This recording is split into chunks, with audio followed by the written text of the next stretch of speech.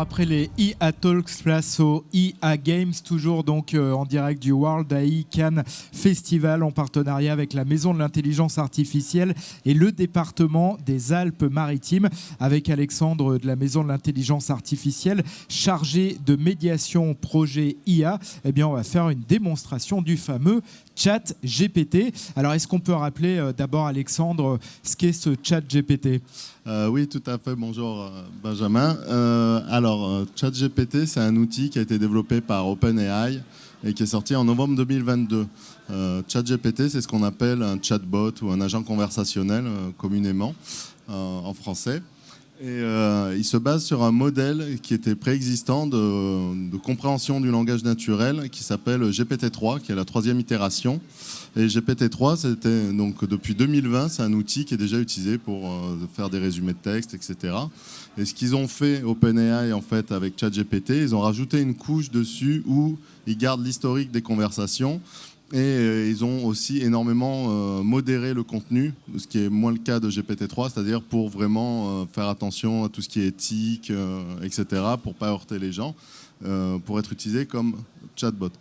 Donc on en parle beaucoup. ChatGPT, c'est quoi? C'est GPT-3, le modèle qui a servi déjà à la base, c'est plus de 40 téraoctets de données, textes, qui ont servi à l'entraînement d'un réseau de neurones artificiels et de deep learning. Et c'est 175 milliards de paramètres aujourd'hui. C'est ce qui fait que c'est un des plus gros modèles de deep learning qui existe. Ça s'appelle des LLM, des Large Language Models. Donc on en a beaucoup entendu parler, ce que c'est, ce que ça n'est pas. On va faire quelques tests. Je pense que tout le monde en a entendu parler ici.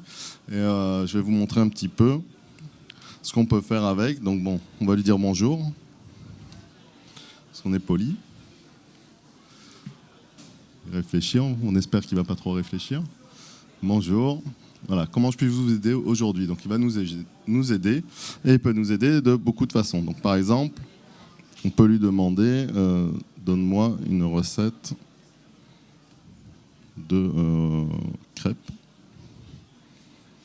Alors il comprend les fautes de français, etc. C'est pas trop un souci. Alors il va donner une recette. Voilà, 4 œufs. Alors, 250 g de farine, 4 œufs, 50 centilitres de lait, une pincée de sel, 2 cuillères à soupe d'huile. Alors, tout le monde est d'accord? C'est pas la mienne, non. Moi, je suis lyonnais, donc je mets du beurre. Hein. Oui, il y a du beurre plutôt. Non, c'est pareil. Ouais, ça dépend d'où on vient. Voilà, donc on a quelque chose qui est généré et qui est une recette de crêpes classique. Et après, on peut lui demander des choses un peu plus exotiques et voir comment il réagit. On peut lui dire, par exemple, écris une lettre de motivation. Donc, écris une lettre de motivation d'Albert Einstein pour postuler à la SNCF. Donc, on va voir. Ah, il veut pas. D'accord. Il voulait jusqu'à présent. C'est fini. C'est pas grave. Donc, on va mettre... Quand même, il vous explique qu'il n'a pas travaillé pour la SNCF, oui. Albert Einstein. Imagine. On peut essayer des fois de le... Par contre, si vous voulez une lettre classique, il vous l'a fait, il vous le propose. Oui. Alors, je vais essayer de le... Ah, voilà, il est d'accord. Madame, monsieur. Voilà, donc là, il va écrire la lettre. Donc au niveau de la syntaxe, il est imprenable, hein, c'est toujours très bien écrit. Des fois, il y a des petits problèmes d'accord, particulièrement en français. Il invente et il fait la lettre. On peut lui demander de raconter des histoires aussi. Donc raconte une histoire. Mon parcours professionnel m'a permis de développer une connaissance approximative. Je ne sais pas si ça va marcher dans la lettre de motivation. Non, pas forcément. Alors, on nous demande une histoire avec Blanche-Neige, les 7 nains et Robocop. Donc il était une fois, hein, il commence son conte, hein, tout va bien. Blanche-Neige qui fuit la méchante reine, ok, les 7 nains. Tout allait bien, elle avait trouvé un foyer chaleureux, lui apportait toute l'aide dont elle avait besoin. Il y a eu un incident, pardon. Alors, les nains, ils ont entendu parler d'un héros légendaire connu pour son courage et sa force incroyable, c'est Robocop, hein, forcément. Donc, il se mit en quête d'aller chercher Robocop. Alors là, il faut savoir qu'à chaque fois que je vais lui demander, je vais faire la même requête, il va me raconter une histoire qui sera différente. Des fois, j'ai des versions où Robocop, il est méchant et il se retourne contre la méchante reine et il devient gentil. Il y a des fois où il est gentil dès le début, des fois il est méchant jusqu'au bout et il faut le détruire, voilà.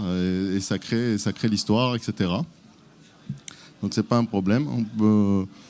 On peut lui demander d'autres choses. On peut par exemple, oui, je ne sais pas si vous connaissez celle-là. On va voir les limitations, vous allez voir. Après, je vous expliquerai un peu. La mère d'Antoine a uniquement 3 enfants, prénommés Riri, Fifi et 3 petits points. Donc la mère d'Antoine, elle a 3 enfants.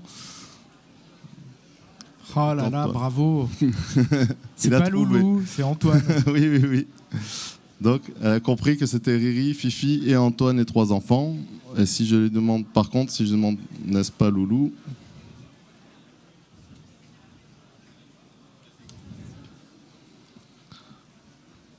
Voilà.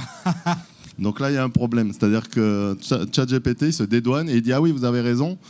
C'est pas Antoine, en fait c'est Loulou. Alors qu'en fait c'est bien Antoine. Il fait non, tu avais raison. Donc voilà, en fait la grande différence avec ChatGPT et le précédent modèle GPT-3, c'est qu'il garde l'historique. En fait, il garde l'histoire de ce qui s'est passé. Donc on peut réagir vraiment comme avec un chatbot et dire non, c'est ce qu'il y avait avant. Alors là, il redit qu'il a refait une erreur et cette fois, c'est pas Antoine. Enfin voilà, donc là, il est perdu complet, il sait plus où il est. Donc vous l'avez fait bugger. Oui, pas bugger, il a pas bugué, mais il est capable de se dédouaner dans une même phrase. Des fois, il est capable de dire blanc et noir en même temps.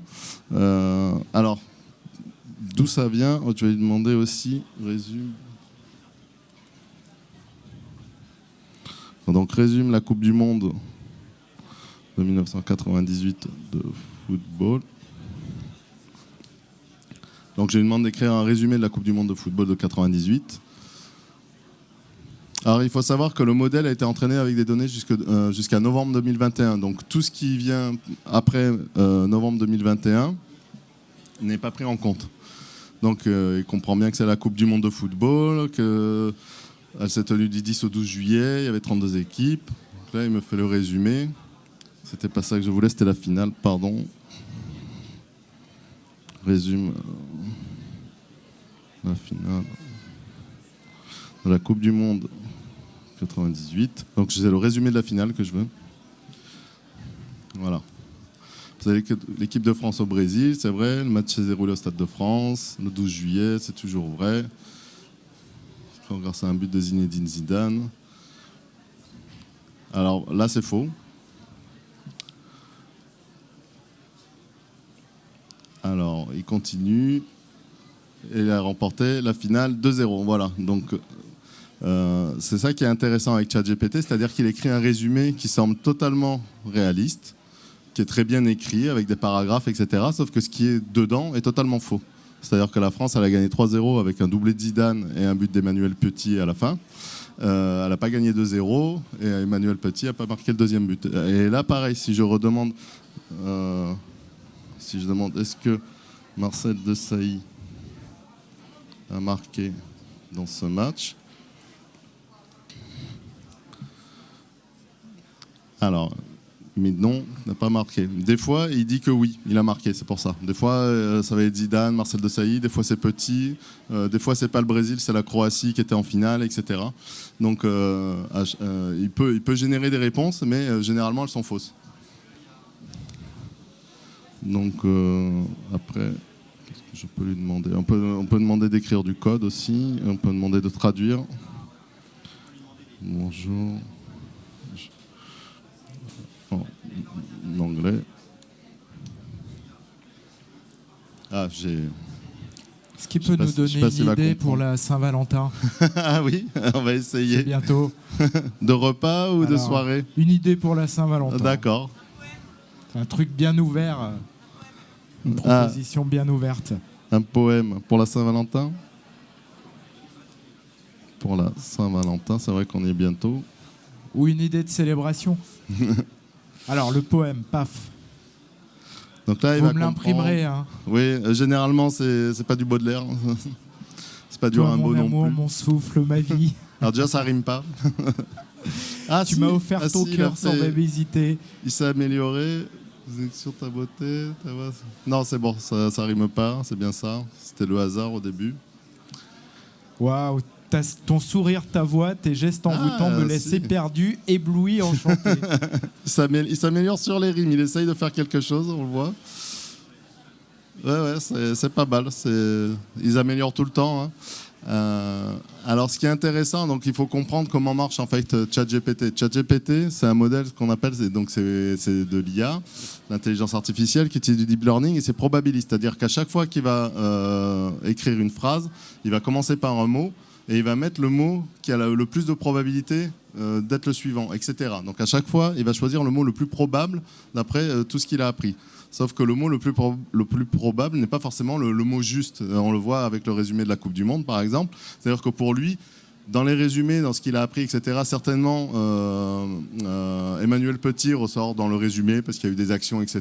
Donc, quelque part, il a appris avec des textes comme ça et il estime que si on en a parlé beaucoup dans le résumé, très certainement, il a dû marquer. En fait, il n'a pas du tout marqué.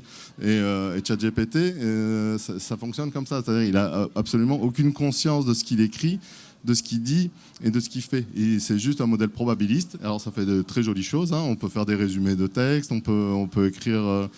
par exemple... Mais le poème, là, si je rentre chez moi, que j'essaie, que je lui pose la même question, il va refaire le même ou il va faire autre chose complètement différent? Non, il va... Vous pouvez lui dire que c'est pas terrible, qu'il faut qu'il refasse? C'est pas terrible. Parle de canard dans ce poème. Donc... Alors... Bah oui. Je suis sûr qu'on peut. Hein. Donc on converse. Hein. Alors le but c'est essayer de le triturer un peu dans tous les sens. Voilà. Merci. Alors, qu'est-ce qu'il va nous faire? Ouais, facile. Voilà. Il flotte sur les eaux de la vie. Notre amour est un lac de pure sérénité. Notre bonheur est le seul cri. Tes yeux sont comme le reflet de l'eau. Ton sourire. Je crois que ma femme, elle regarde en live, donc je pourrais pas... Il va falloir que j'en crée un autre en douce.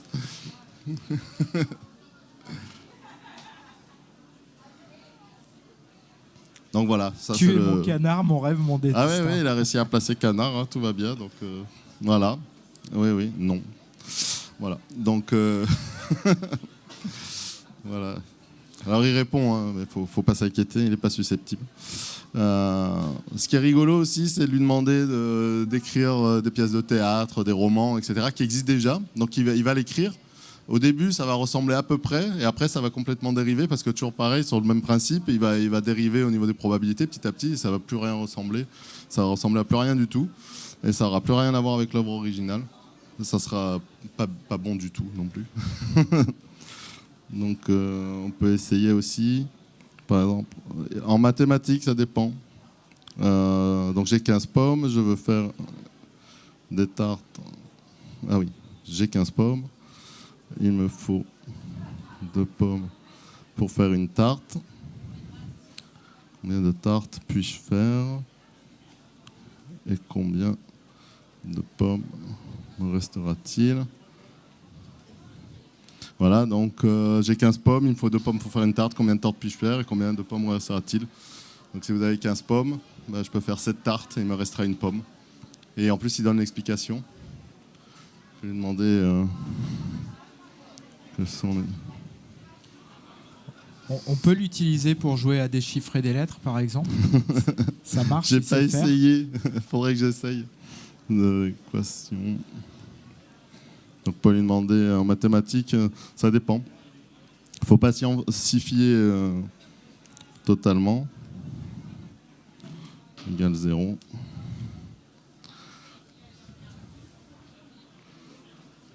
Voilà, donc en plus, il donne l'explication, il va expliquer. Hein. On va voir s'il donne les bonnes réponses. Racine carrée.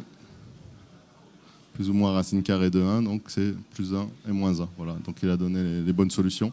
Il se peut des fois sur des polynômes plus complexes qui ne donnent pas la bonne réponse, donc il faut faire attention à ça. On peut écrire du code aussi, écrit un programme en Java qui somme les n entiers demandés.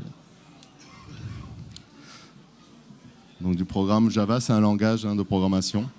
Donc je lui demande d'écrire un programme qui permet, voilà. Alors là, il se met en mode programmation.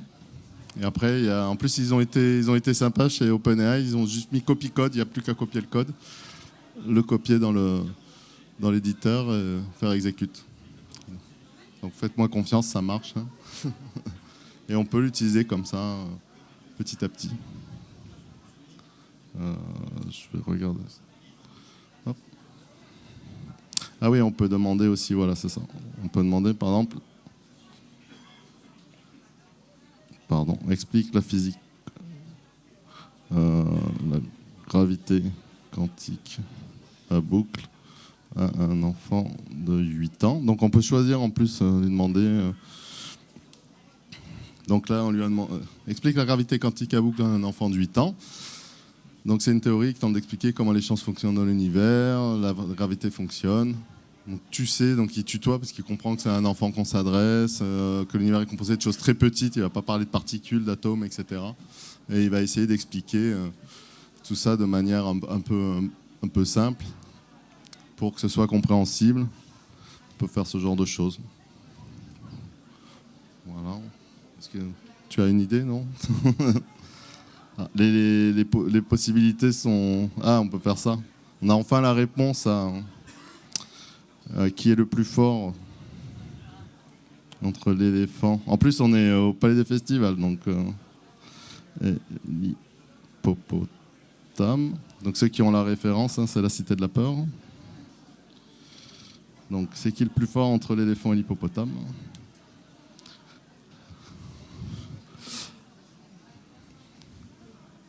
Ah.